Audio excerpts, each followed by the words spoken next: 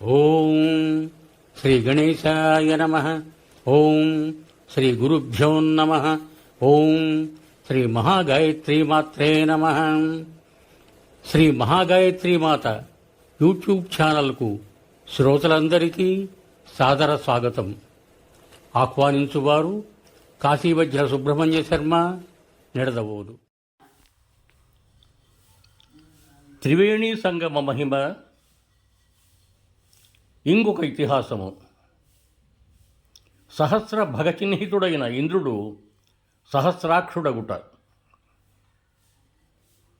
ప్రయాగ మహాపాప సమూహములకు దహనవాటికగా, పాపరూప పశువులకు విశసన స్థలిగా అనగా కబేళాగా బ్రహ్మదేవుడు ఈ ప్రయాగను సృష్టించాడు. ఇది తెలుపు గంగ, నలుపు యమునా జలాల కూడలి. దీని గర్భంలో సరస్వతీ నది కూడా ఉంది. అయితే అది అదృశ్య రూప. ఇలా ఇది త్రివేణి సంగమం. బ్రహ్మలోకానికి ఇది మార్గం. ఈ సంగమ స్థలంలో మకరవ్వేళ మాఘస్నానం చేసిన ఏ గర్భకోశంలోనూ నివాసం చేయవలసిన అవసరం ఉండదు. అపునర్భవమైన ముక్తిని పొందుతాడు. దేవతలకు సైతం దురాసదమైన వైష్ణవమాయ కూడా మాఘంలో ఇక్కడ దగ్ధమవుతుంది. అంతటి శక్తి, అంతటి పవిత్రత ఉన్న తీర్థం ఇదొక్కటే. రకరకాల పుణ్యకార్యాలకు ఫలాలుగా దక్కిన ఆయా తేజోమయ లోకాలలో విహరించి భోగాలను అనుభవించిన పుణ్యజీవులు ఈ సంగమ తీర్థంలో మాఘస్నానం చేసి శ్రీమన్నారాయణుడిలో లీనమవుతారు. మకరవ్వేళ ఈ శితాశిత జలసంధిలో స్నానం చేసినందువల్ల వచ్చే పుణ్యాన్ని కానీ, పుణ్యానికి తగిన స్థానాన్ని కానీ చిత్రగుప్తుడైనా లెక్కగట్టి చెప్పలేడు. 100 ఏళ్ల నిరాహార వ్రతానికి, 300 ఏళ్ల యోగాభ్యాసానికి, కురుక్షేత్రంలో సూర్యగ్రహణ సమయమున 100 బారువుల బంగారం దానం చేసిన దానికి, 1000 రాజసూయ యాగాలు నిర్వహించిన దానికి లభించే పుణ్యఫలం ఇక్కడ ఈ త్రివేణిలో 3 మాఘస్నానాలు చేస్తే చాలు వచ్చి ఒడిలో పడుతుంది. మరొక రహస్యం, ఈ భూగోళం మీద ఉన్న సకల తీర్థాలు, సమస్త పుణ్యక్షేత్రాలు ఈ త్రివేణిలో మాఘస్నానానికి వేయించేస్తాయి. అప్పటిదాకా తమలో మునిగిన పాపాత్మల కిల్మిషాలతో నల్లబడ్డ ఈ తీర్థాలు కిల్మిషాలను పూర్తిగా వదిలించుకొని తెల్లబడతాయి. మాఘస్నానంతో జీవుడి ఆవిర్భావం నుండి జన్మ జన్మాంతరాల్లో మనోవాక్కాయ కర్మలతో కూడబెట్టుకున్న మహాపాపరాశి ఇక్కడ మాఘస్నానంతో పిడికెడు బూడిదయ్యి నీళ్లల్లో కరిగిపోతుంది. ఇక్కడ 3 మాఘస్నానాలు చేస్తే ఎంతటి నరాధముడైన కుబుసంలా పాపాలను వదిలేసి పవిత్రుడై అమరధామం చేరుకుంటాడు. కురుక్షేత్రంలో గంగాస్నానం చేసినా ఇదే ఫలం. ఇంతకన్నా వింధ్యా గంగా సంగమంలోనైతే 10 రెట్లు, ఉత్తరవాహినిగా ప్రవహిస్తున్న కాశీలోనైతే 100 రెట్లు, గంగా యమునా సంగమంలోనైతే అంతకన్నా 100 రెట్లు, పశ్చిమవాహినిగా గంగ ప్రవహిస్తున్న చోటనైతే 1000 రెట్లు అధికంగా స్నాన పుణ్యఫలం లభిస్తుంది. పశ్చిమవాహినిగా ప్రవహిస్తున్న గంగానదిని దర్శిస్తే బ్రహ్మహత్యా మహాపాతకం కూడా తొలగిపోతుంది.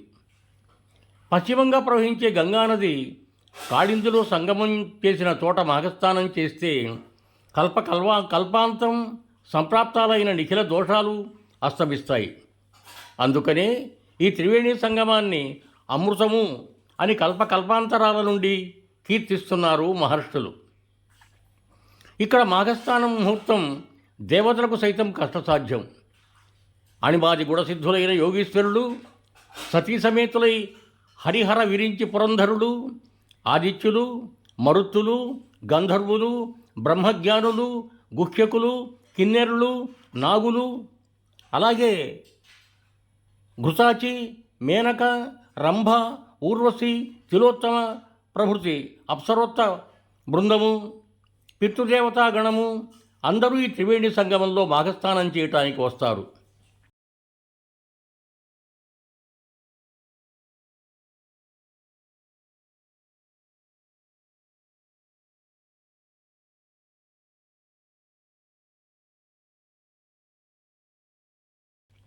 కృతయుగంలోనైతే స్వస్వరూపాలతోనూ, కలియుగంలోనైతే ప్రచ్ఛన్న రూపాలతోనూ వచ్చి స్నానాలు చేసి పెడతారు.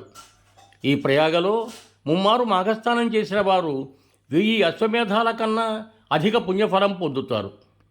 వెనకటికి కాంచనమాలిని అనే అప్సరస ఇలాగే త్రివేణిలో 3 నాళ్లు మాఘస్నానాలు చేసి సంపాదించుకున్న పుణ్యాన్ని ఒక రాక్షసుడికి ధారపోసింది. దానితో ఆ పాపాత్ముడు కలికల్మష విముక్తుడయ్యాడు. దేవేంద్రుడు పురాణ కాలంలో ఒక తప్పిదం చేసి ఈ త్రివేణి సంగమంలోనే మునిగి కిల్బిష విముక్తి పొందాడు. ఆ కథ చెబుతాను, శ్రద్ధగా విను అని వశిష్ఠుల వారు గౌతమ మహర్షికి సెలవిచ్చారు. గౌతమ మహర్షి ఇల్లాలు అహల్య అపూర్వ సౌందర్య రాశి. దేవేంద్రుడు ఆమెను చూసి కామమోహితుడయ్యాడు. గౌతమ మహర్షి లేని వేళ తాను గౌతముడి రూపంలో వచ్చి కోరిక తీర్చమని అభ్యర్థించాడు దేవరాజు అహల్యను. భర్తే కదా అని ఆమె అంగీకరించింది. అప్పుడే ఆశ్రమానికి చేరుకున్న గౌతమ మహర్షికి ఇద్దరూ దొరికిపోయారు.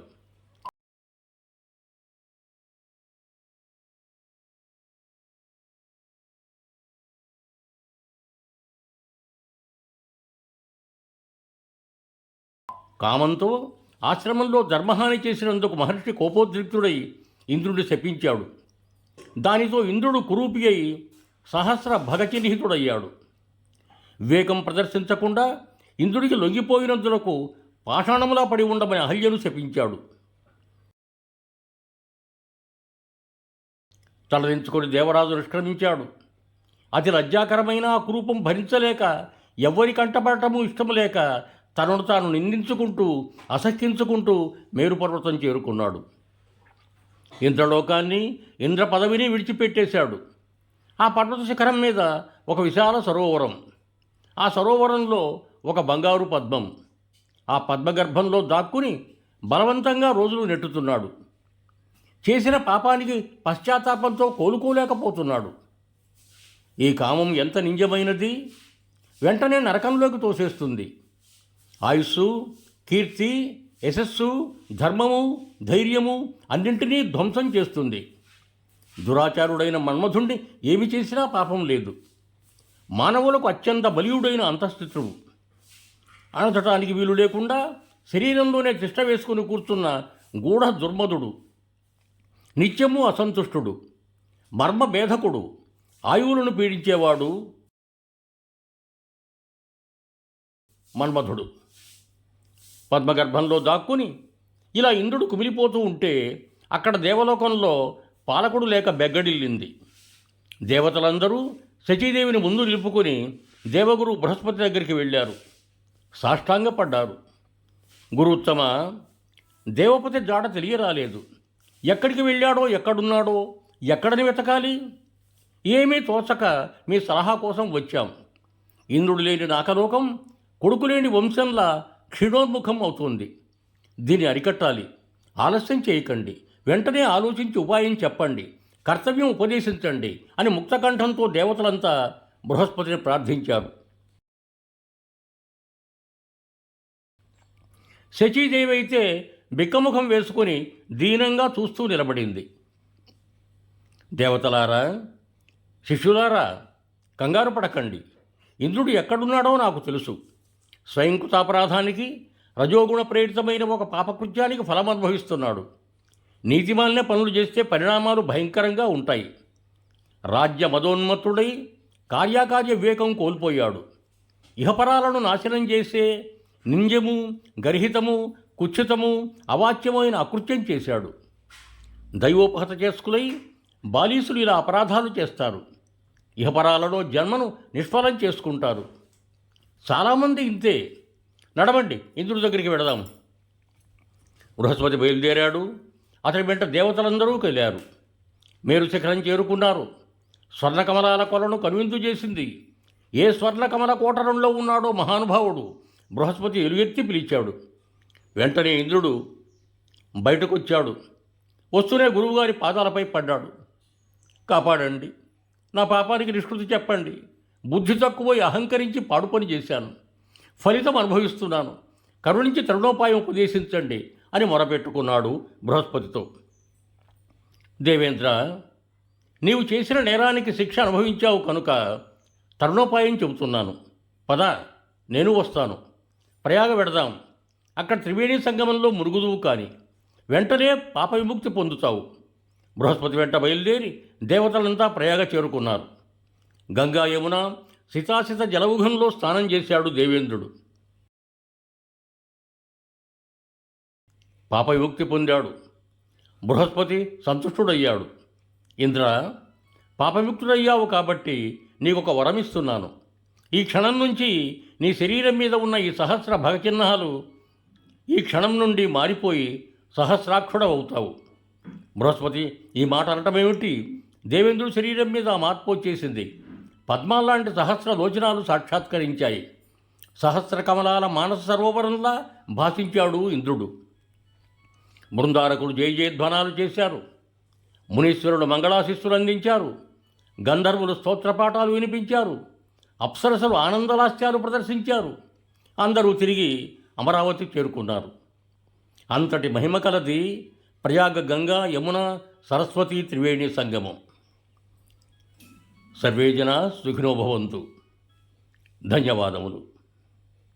మీకు నా ఈ వీడియో నచ్చినట్టయితే దయచేసి లైక్ కొట్టి నా ఛానల్ను సబ్స్క్రైబ్ చేసి నన్ను ప్రోత్సహించ ప్రార్థన. మీ బంధుమిత్రులకు నా ఈ వీడియోలను షేర్ చేయండి. మరొక్క మారు ధన్యవాదములతో భవదీయుడు కాశీవజ్ర సుబ్రహ్మణ్య శర్మ, నిడదవోలు, తూర్పుగోదావరి జిల్లా.